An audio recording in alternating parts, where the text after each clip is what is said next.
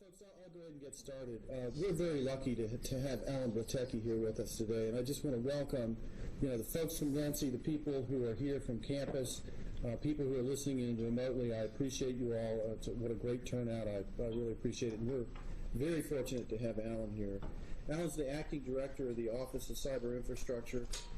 He was the chief scientist for R&D initiatives at Renci, and he also is the former deputy director of Renci. Many of you know Alan from years back, but you may not know his entire background. He has over 30 years of experience in high-performance computing and networking. Before coming to Renci, he was the executive director of the San Francisco Supercomputer Center. San Diego. I'm sorry, I said San Francisco. San Diego. I was just mentioning I've been traveling all week, and I'm not sure where I am at any given point, so that's the reason. And he also directed the NSF's middleware initiative some years ago.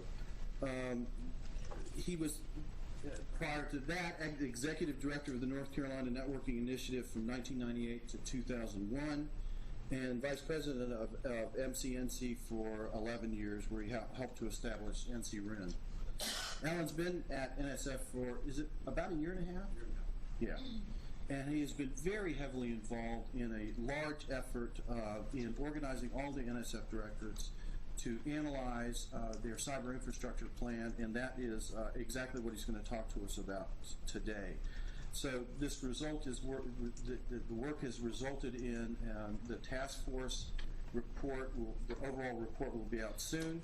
It's called CIF 21, Cyber Infrastructure for the 21st Century.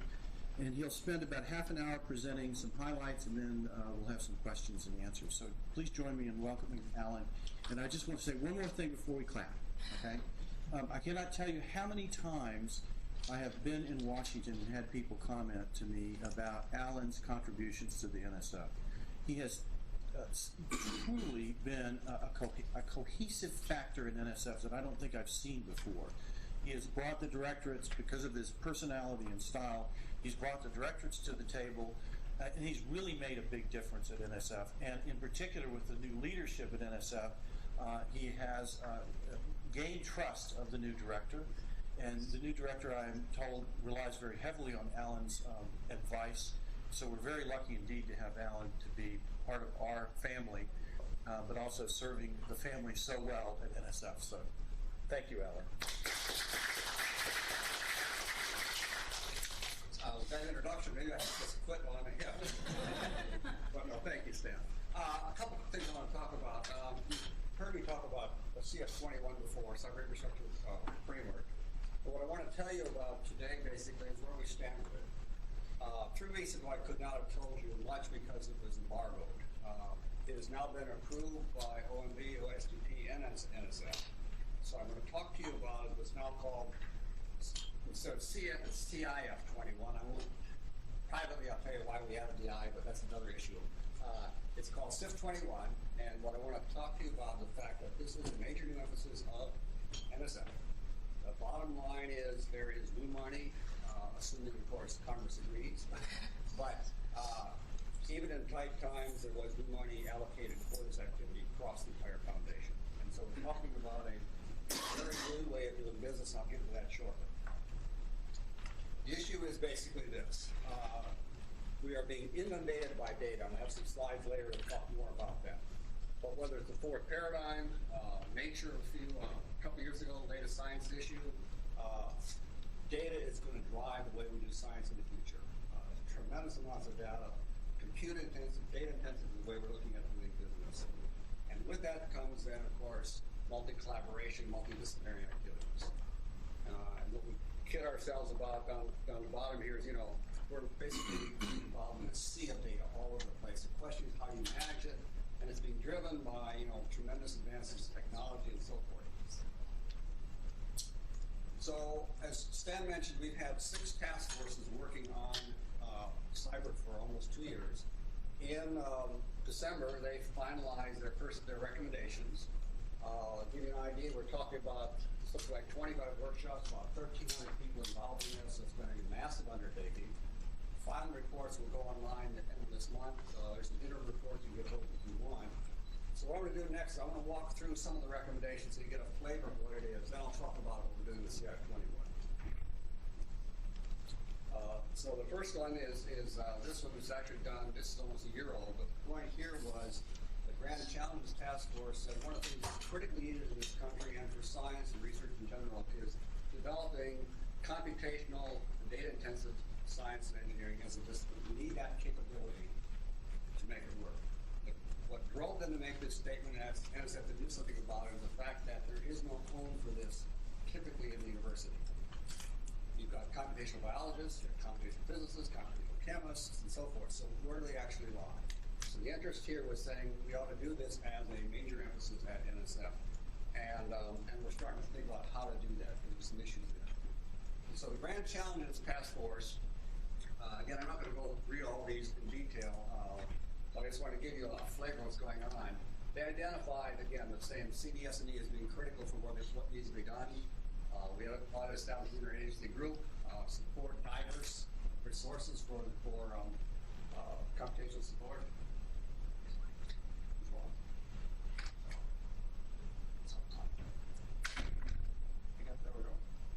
Okay. Well, I won't start over. And then they also identified the need for robust software. Now, the Grand Challenges Task Force was trying to look at the whole area, so that was their high-level recommendations. I like the last one here. Learn how to create Grand Challenge communities, deals, and then do it. So let's not just talk about it, let's actually get to the next level. Campus bridging was another one, and this task force struggled because, what is it exactly it's about? Several folks here have been involved. I know Stan and John McGee have been involved in this. But they came up with a series of recommendations as well, and I've listed two primary ones here. First one about NSF should study successful campus implementation, because the issue here is how do we get campuses and the national infrastructure together? How do we begin to bridge that gap, if you will? Recommendation to establish a blueprint and model roadmap for CI, looking at some basic things. Why don't we have standard authentication across all the campuses to look at this? As a matter of fact, let me just stop there a second. I had a meeting at NSF yesterday, as a matter of fact, and we're trying to push NSF to begin to say, how do we adopt in-common and standard authentication as a way of doing business? NIH already does it. Why can't NSF? And then campuses should also develop a plan to do these sort of issues. How do you develop a plan to provide research infrastructure for faculty and researchers, and then work toward a goal of providing educators and researchers access to the same activity. So that's campus bridging. Software task force also met and developed a number of recommendations. By the way, I should point out that when I first put the recommendations together, we had 180 some from these task forces, which is kind of overwhelming. So what you're seeing here is I boiled it down to about 30. But anyway, it still gives you an idea of the range of activities. And here the emphasis, again, the same sort of issue is how do we begin to look at software in a different way for NSF? One of the problems has always been that software has been, NSF typically supports it for 3 to 5 years, it's innovative, and then what happens to it? It becomes an orphan, if you will. And what's happening in cyber is the understanding that it becomes basic foundation for research. So how do we address issues like long-term capabilities? How do we look at verification, validation, sustainability? Again, transferring this from just the awards of the innovation into long-term capability. And it's ironic because we understand infrastructure in terms of physical things, but software was never really on the radar screen. And this clearly is changing here. And then beginning, and this is, I'll talk more about this later, is saying collaboration among agencies as well as private business. Again, this is something NSF typically doesn't usually look at. Data, again, Tony Hay has led this one out of Microsoft, but again, they identified 5 areas. Infrastructure, again, recognizing the fact that data infrastructure is essential for science. And we just can't, so that's this first one. Culture change. How do we begin to look at resource sharing as a way of doing business? As you know, NSF has now required that everybody have a data management plan for the proposals. But the point is, how do you go beyond that, actually talk about using it? Addressing now economic sustainability becomes an issue. I was talking to some astronomy folks not that long ago about they're looking at storing 10, 20 years. How do we do that? Where do we do it? All those sort of issues. Data management guidelines. Again, what we have today is just that you need to have a plan, but we need to get beyond that. Let's see what else. HPC, Zachariah from Thomas out of Oak Ridge. Again, how do we develop a sustainable model to provide HPC services to and support to the research community, grow the educational capabilities, broaden outreach, provide funding for a digital framework. And then the last one was the cyber learning. And they really got caught on that top one. They call it C4, Continuous Collaborative Computation Cloud. They resonated with that idea, saying how do they make that available for education, for science in general. And they identified, again, same areas, cross-disciplinary activities, understand how the learning research mechanisms work, focus on lifelong learning and so forth. So that's the sort of the background. So let me go into more detail on what we're talking about with CF21. I use this drawing as a way to begin to talk about the complexity of this. It's an ecosystem. And what's important here is the fact that it contains a multiplicity of players and capabilities. Whether it's expertise, organizations, scientific instruments, data, networking, software, computational resources, the point is all of these have to fit together. It's not just one thing about compute or networking, it's how they work together. So an advance here affects an advance there, and so forth. So there's interdependence. So the important part here is to say, how do we begin to look at this as a whole system? And I like to use this metaphor because people say, okay, I understand that, so what is it really about? And so what I'm going to suggest to you, and I'm borrowing from Star Wars, you are one with your resource. How do you get one with your resource? So it doesn't matter what the resource is. Is it expertise? Is it computation? Is it data? How do I become one with it and get access to it? That's the goal of cyber infrastructure. So it's a tool to do the next generation science, research, and education. And there's a bunch of issues that happen here. We collapse the distance of barriers of distance. Resources become virtually accessible. And now we have to start looking at other issues. End-to-end, seamless access, all those have to be taken care of or it doesn't work.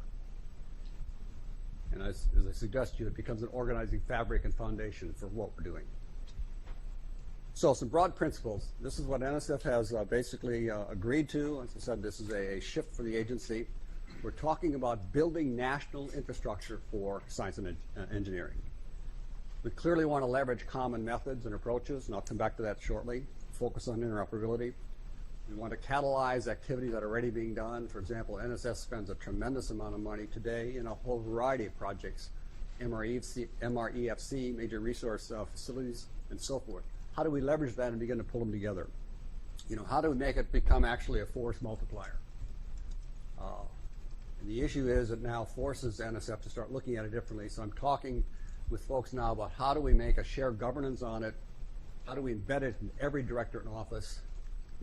How do we manage it as a coherent program and not simply 15 or 20 programs you link together and say, this is CF21. This is a shift for the way NSF has done business in the past. So we have 4 thrust areas. With all those, it's still hard to hear, so we've got 4, but we're talking about data-enabled science is one area, and I'll talk about that shortly. Access and connections to the facilities. Third one is computational resources. The fourth one is community research networks. And the point of all of these is education is embedded across all of those. It's fundamental in each one of those areas. So what happens now is if you look at the recent budget submissions to OMB, you'll find CF21 broken down in those 4 categories, those 4 buckets, if you will, and how we're spending our money next year and out years. So I'm going to talk about each one of them to give you an idea of what they're about. So the first one is data-enabled science. And I suggest you think about 3 levels. The first level is basically the bit level, sort of the data up there. How do you just provide the services? That's just the straight storage. That's the access to the information, if you will. And we have to solve that as one layer. The next layer up is the more interesting layer. Now we start talking about how to begin to manage that. How do we mine it? What's the algorithms? What's the visualization? How do we base our decision making systems on it? The point is these are tools to take advantage of the first layer, which is data, and I've sort of tagged it as, you've seen the old data, information, knowledge part. This is sort of the information part.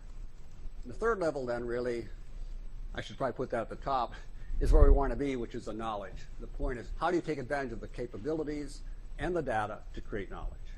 And this is where the science starts to get deeply involved.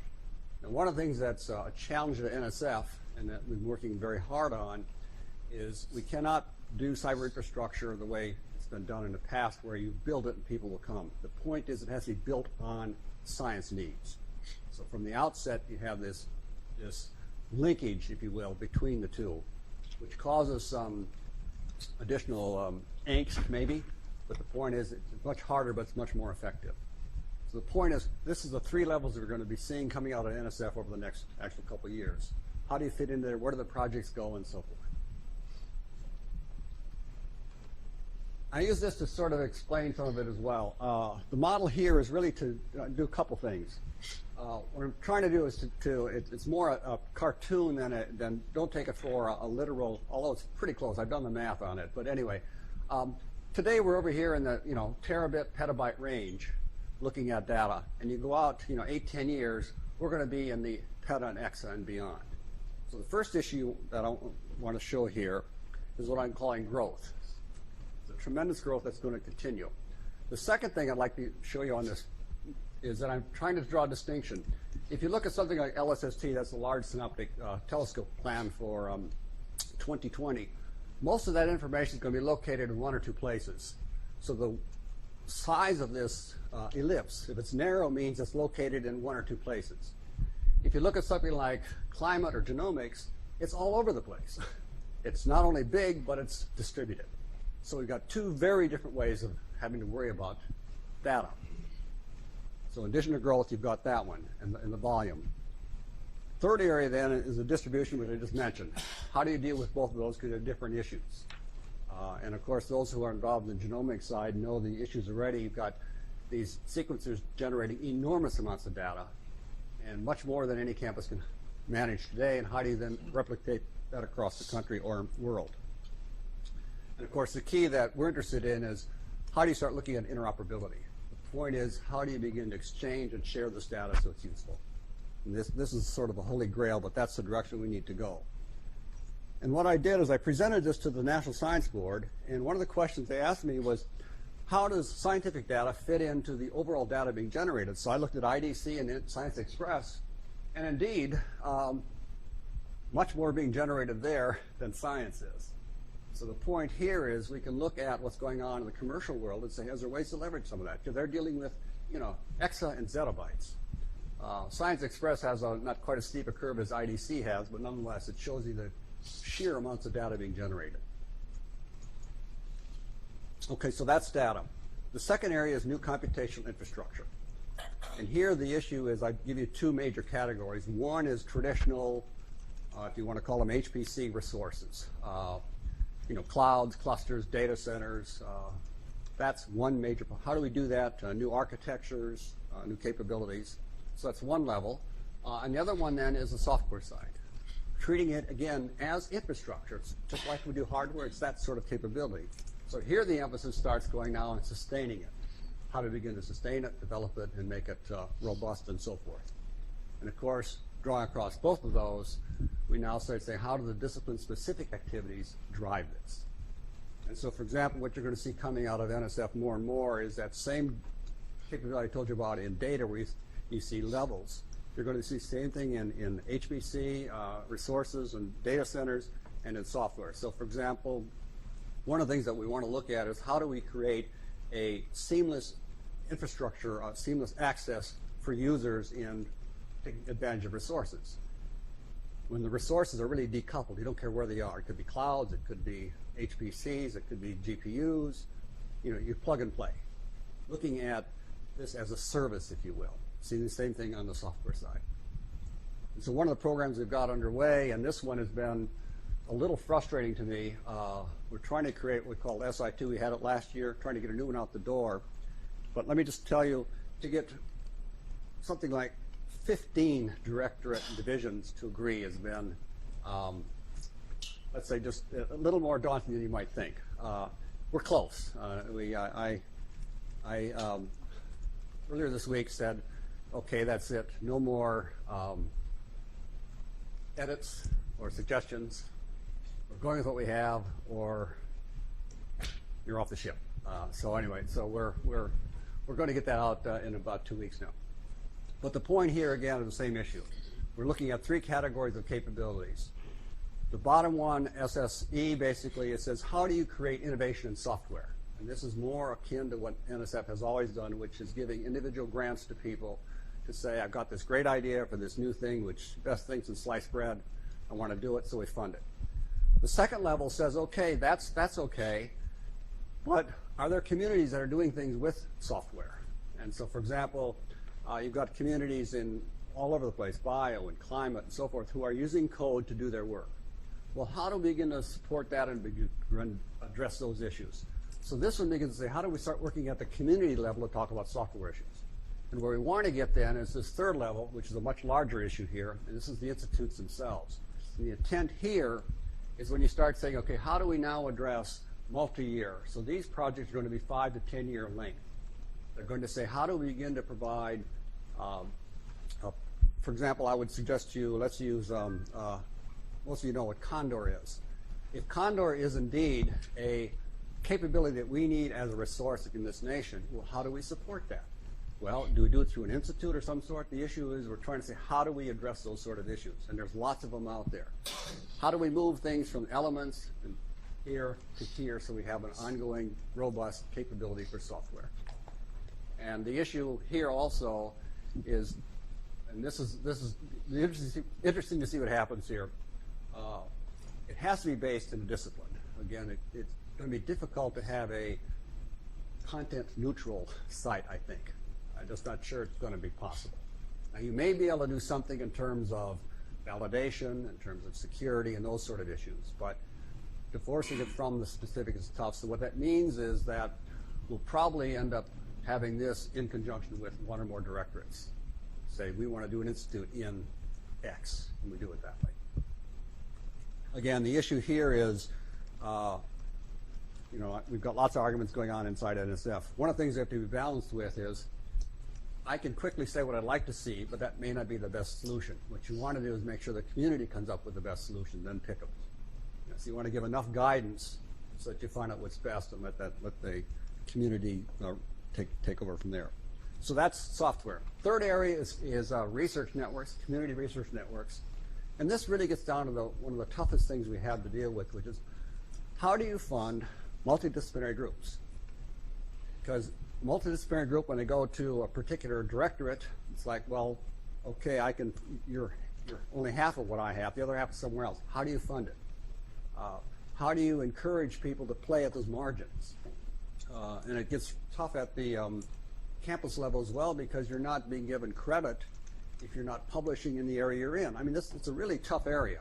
So what we're trying to do is to create some new thrust here to say, how do we create these organizations? So you're going to see new things coming out of NSF this year. And one of the things I'd highlight you to is a new program that our director loves called Inspire, I-N-S-P-I-R-E.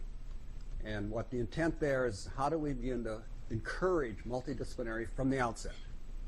And he wants to make these more like, those who are familiar with NIH, more like the Pioneer Awards in NIH. Leadership Awards in multidisciplinary activities. And I said you're going to see things in C's and other areas. And then, of course, the other part of it is, okay, you can do that, but then we need to understand what's the science of the networks themselves. How does it work?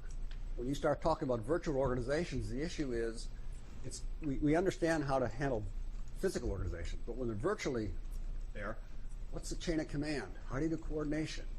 Who has authority? Where is whatever? I mean, it's a much tougher environment, so we're trying to figure out and learn from the science, if you will, the structures. How do you foster leadership in this? How do you build it? So there's going to be two major components in that area. So, for example, a director like SVE is very interested in this sort of activity. And the last area is sort of the easiest to talk about in some ways. That is, it's access to the resources themselves. One of my concerns here has been for a long time is that we've been talking about network connectivity, but we assume that's a solved issue. And when you start looking at real-time access to things, it changes a lot of the work. I know Ilya and his group know this well, but the point is, when you start talking about having real-time access, latency and bandwidth become incredibly important. And we now start looking at end-to-end performance. And most of you know I've complained about this before, but I'm always amazed at what has happened to cell phones in the last 4 years. The capability is enormously different. My desktop is not a heck of a lot different. And so how do we provide greater capability to the desktop as well? And then, of course, cybersecurity becomes a huge issue. It's one of the problems with the internet. They never really thought about cybersecurity at the outset, and of course we're blessed with all sorts of variants and attacks and so forth. So the point is we need to start looking at integrating that more and more into the activities. And so one of the things that we're doing in OCI specifically is we're looking at moving stuff, what we're calling from innovation to practice. So it's not merely theoretical cybersecurity. It's how do we start doing early prototypes and early deployment. And I said identity management systems and so forth. Okay, so we have strategic plan. We've got a roadmap underway. OMB expects another one from me Tuesday. So I've got to finish this weekend. They want it ready before the congressional hearing, so I need to get that done. But we're developing a plan and guide for all of NSF. As Stan mentioned in his opening remarks, one of the challenges is how do we create a different environment at NSF to make this happen. So we're creating an internal working group, exploring data policies. One of the challenges we have is this last one. How do we get what we're calling collective programs to work? And I'll be, as I mentioned earlier, one of the things that typically happens in NSF is each director is basically their own fiefdom. They get their money, they decide how I'm going to spend it. And what happens is that when there's a new initiative, they take the money and say, okay, this sounds like that, so we'll call it that. And so you get together a bunch of programs which really don't leverage each other. And we're saying this has to be done differently. And we're starting to get progress. It's tough because it's something they haven't done. We're also having to identify metrics for each of these items. Actually, that's actually a better thing in some ways, because with cyber infrastructure, it's so broad that without metrics, people have a hard time understanding what it is. How do we get a hold of it? So if we can put specific metrics out, they can say, oh, I see what you mean. And I think that's going to help. One of the keys is this one right here, and that is we're looking at a spiral development process. And for those of you in software development, I think you don't understand what this means. That, as you grow, you change. But the point is, we're talking about this being a 15, 20-year or more activity. Multiple spirals, multiple concurrent spirals going on, where you build and continue to take advantage of it. Ever increasing improvements, if you will. And let's see, I got a couple more, I think. I asked Ed Seidel from MPS and Tim Kleen from Geo, said, what would cyber do for you? And they each gave me a couple slides. Ed put this one together, basically saying if we had this sort of capability, we could start doing what he called transient and data-intensive astronomy, real-time astronomy. So if something happens, how do you do that? Without that capability, how do you see events as they occur in astronomy? So it's a very different way of looking at things. Huge amounts of data. So that was one of the things he mentioned. Tim Kleen from Geo said he's looking at a complex integrated Earth system. It's kind of hard to read that, but there's technology, there's all these areas that have to work together. He had 2 slides. I think the other one's maybe a little better. Discovery, sharing, all these capabilities. How do you begin to do that for Geo? And again, it depends upon, it can only happen with cyber capabilities. So this is my last slide. Point is, it has impacts on NSF. One of the things is we're seeing it as an enabling infrastructure for next generation science. And what happens is that now getting out of the role of being a prototype, we're saying it's sustaining, it's critical for the way we want to go. And we have a very unique role to make that happen. New role for data, I talked about that. Multidisciplinary, education's embedded. And one of the things that is going to require more and more NSF is this last one, and which means that NSF is not going to be allowed, cannot simply give awards and not care what happens. They need to say, okay, how do we begin to coordinate some of this? How do we interoperate? So, for example, on the Software Institute things I mentioned, or the data ones I mentioned, we're expecting to see these players begin to work together. So start creating national coalitions of folks that say, hey, you're doing this area, I'm doing this part, how do we begin to work together? Again, a very different environment. One good example of that is, if you look at two major MREFCs NSF has put together, one is called OI, the Oceans one, and NEON, the Observatory one.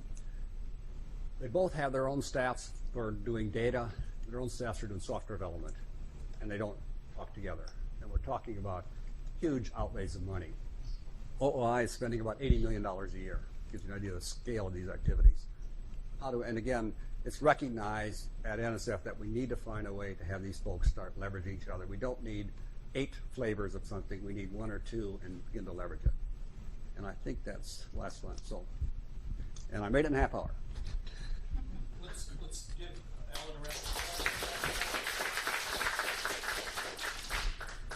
That's John. So there's been a few common themes in the talk. You mentioned about building infrastructure. You talked about innovation in practice. You talked about spiral development and even post-award management. So I think one of the things that comes out of that is this sense of maturity for this environment and for cyber infrastructure in general. Do you see any implications of that on the sort of the review process or the whole proposal process and the review criteria with relation to that as more of a focus on operations and sustainability as opposed to purely innovation? Absolutely. The review process, we have to begin to talk about. One of the things that concerns me is, for example, if we start looking at software and we want to make it sustainable, the issue is we also want to get out of the business. So the point is, what's a winning scenario? A winning scenario may be that it has now become a commercial product that's available that you can buy. And so, for example, and that becomes sort of not a positive for most NSF reviewers. Industry is always seen as not something we want to go to. If you're looking at the sustainability model, you need to look at things very differently. And so I think that's part of the challenge. How do we make people understand that? Now, I don't want to get too far down the operations side, but it clearly has to be a component. So, Right. so DOE, particularly NNSA, went through something like this where they had their Path Forward program and funded various software efforts because they realized they owned the problem and they needed something to be done.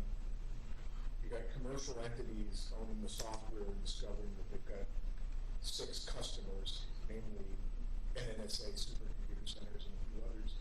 And so as a result, the resulting license fees were huge, and they wind up kind of supporting what they've developed more or less in-house as an outside contractor, and that didn't seem to be particularly economical.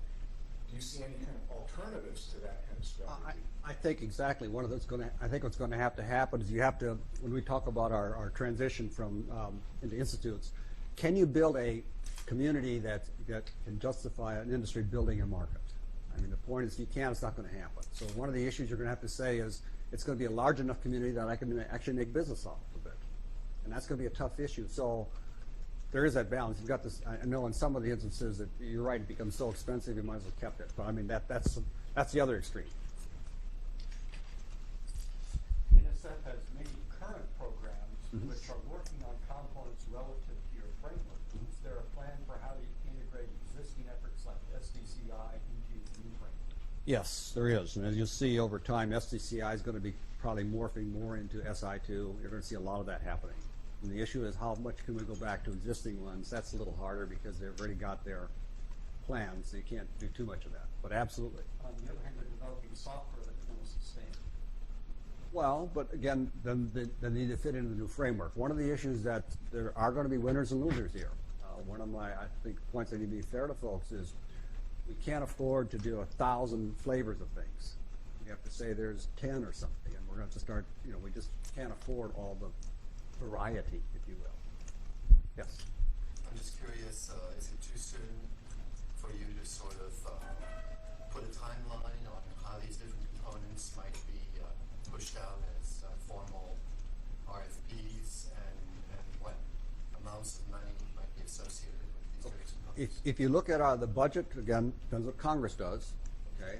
OMB basically gave us $117 million to do this in FY12. So the money is new money, it's not repurposed money, which means it's going to be much, the directorates and people are much more willing to say, let's try and do something new with it.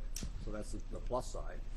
And like I said, again, that's what OMB is, and the president's budget shows that. We'll see what happens in a few weeks with the Congress and what they come out with. But I will have to tell you that OMB and OSTP, the Office of the President, have been very supportive of this. They really like the looks of what we're doing with this. In fact, they actually, provided significant support even in these tough environments. So, yes, ma'am. I was wondering, a lot of your talk when you go talk about massive data goes back to you had scientific instruments as a source of the data that goes back to doing just science and engineer. Have you thought of this framework for social science? Absolutely. And data and where that data, it doesn't come from scientific instruments. Absolutely. In fact, I worked a lot with, I don't know, Myron Gutman, the director of SVE. But we've been talking a lot about it. One of the things that I talking to him actually a few weeks ago, I said, sometimes it's fun to do thought experiments. And the thought experiment I suggested was MREFCs are major research facilities that NSF funds. I said, could we do one for that particular problem? It might not be physical facilities, but how do we start taking advantage of that data? Is there a major new way of looking at it? So, well, I guess, that's the field that I'm in, and I always think of that as being the source, the scientific instrument you had there. If you could, to me, that is missing one that would be administrative data from government agencies, and that's the continuous generating data forever with lots of issues that comes from that. But that in that little circle, if you just added that one more line that's an administrative data, government, I think that's the source of the data. Good point. Yeah, I assumed it was there, but it's a good point. I focus too much on instruments because that's a huge one. And the thing is, and how do you link that now to the other ones? Right. Which is what you're seeing when you start taking land use activities, and human use, and all those sort of things. Yes. There's another version of this. We see many projects now where they need data from multiple agencies. So climate data from NASA, NOAA, and NSF need to be integrated, which implies this framework somehow needs to be extended to the other federal agencies. Right. Absolutely. And one of the things is, we were hoping that NSF can maybe provide some leadership. Obviously, we can't simply say, here is the standard. But if we at least start talking about it, maybe we certainly won't get there if we don't talk about it. Stan. So, Alan, I have a kind of a two-part question. Well, yeah, I guess it's two parts. So, I've heard a rumor, and I don't know if it's real or not, but I've heard that NIH at the highest levels has some concerns about the NIH community being able to satisfy its cyber infrastructure needs, particularly with regards to genomics. That indeed there's some talk of, an institutional failure to create an infrastructure sufficient to the task. Okay. And at the same time, I see you guys mentioning genomic data, for example, as one of the problems that you have to address, perhaps not, but I would assume including the human genome. So how do those two things fit together? Am I asking, if I'm asking an inappropriate question for this venue, I apologize, but it is a question in my head as to how NSF seems to be taking on, or being willing to take on, and maybe admirably so, some support, more support of NIH, even though it's always done so from a computational standpoint. No, and I guess I would share your concern. I think NIH has not adequately addressed that issue, and I don't. In fact, they're closing down the NCCR, right? Their whole and if one level you can read that, they assume that's no longer an issue, and actually it's probably even more so now than it ever has been. So how we relate to it, it's a good question. We're going to obviously work with Bio and all the other folks that do these things first. But I think, again, if we can provide some standards and directions, I think we'll see some leveraging from NIH. But we're having some discussions with them, but they've got, of course, their budget's, 10 times ours or something. They got a lot. But anyway, it is an issue, and I don't know how it's going to be done because It is, I mean, you look at the growth of this, the growth of the capability of the sequencers, the new architectures, which can even do faster. I mean, it's incredible. Well, so just, if you don't mind me elaborating a little bit, just as it's difficult to get the directorates to play together, it's difficult to get the agencies to play together. But in many ways, that's the only possible solution, is to have the agencies understand how they're going to integrate a cyber infrastructure plan for these key societal problems. Well, let me give you 2 other data points then. Tim Khalil has called together key agencies from Tim's at the White House, talking about big data. And so what's happened is the NIDR-D group has been asked to take a lead. I'm chair now, a co-chair of the big data group to start addressing these for all the agencies. Because we talked to defense, we talked to energy, we talked to NIST, everyone is at the table, everyone had the same sort of issues, saying we got these huge data things, how are we going to be able to address them? And so there is a question from the White House saying we've got to start looking at this issue, because it's enormous. And some of the issues, DOD was saying it's not merely managing, they're not looking for the needle in the haystack, they're looking for the story of the needle. The point is, it's not just a single event, it's how things tie together to tell you other information, which is even a tougher issue. Other questions, comments? Are there any remote ones, or? Any remote questions? I guess not. Yes. Elaborate just a little bit more on how this is working with the directorates. And the reason I ask that is because so much of the software that one might like to see sustained has been developed in disciplinary programs. Yes, right. And its value seems to be judged still at the directorate or disciplinary level. And yet the concept of making it sustainable is not at all what is traditionally thought about as being new science at the disciplinary and directorate level. And so perhaps this is partially reflects the recent proposal process that we went through that seemed as though it didn't quite get past this exact sort of tension. And so I just, any insights or comments that you may have? You're expressing exactly what the problem has been. And in the past, it might be managed by people saying, can you co-fund things? But the point is, it was penalized for the wrong reasons. I think next year you're going to see a different approach. Now, I'm going to qualify that only because I've been working at the AD level, okay? And so the next level, you need to go down the level to DDs and the program offices to begin to address the same issues, and then address the thing John said, is make sure the review panels know the same thing. So it's a culture change. Exactly. And that's going to take some time. But the different thing is this, the difference I'd say now is the level of buy-in at the directorate level, AD level, is pretty incredible. I'll have to tell you, it's just absolutely astounding. I was at a meeting 2 weeks ago, and questions were raised about cyber and so forth, and OCI, and it was kind of fun because I could just sit there because everyone else is defending what we were doing. You know, I didn't have to do that. So there's real buy-in. So now the next thing is, and I have to do one more thing yet. We need to get a little more clarity in the process to going forward. So, for example, one of the sticking points still is, how do you co-fund things? So if you're Directorate A and I'm Directorate B, how much say do you have over that money to do what you want without regard to what I have to think about it? And that I want to institutionalize, so we get out of the, well, this is what I want to do when it fits here. And we're getting closer on that. But again, that's not been done at NSF. So to follow up on that, I made a note to myself when we were talking about this, and John asked this question. So there's been problems within the university in interdisciplinary hires for tenure reasons, for attribution reasons, lots of structural impediments to doing true multidisciplinary research. And so some universities have taken the approach that they would decide where they wanted to put some strategic investments, create a hiring group that was cross-disciplinary, and absolutely refuse to name the home of the hire until after the hire was identified and hired.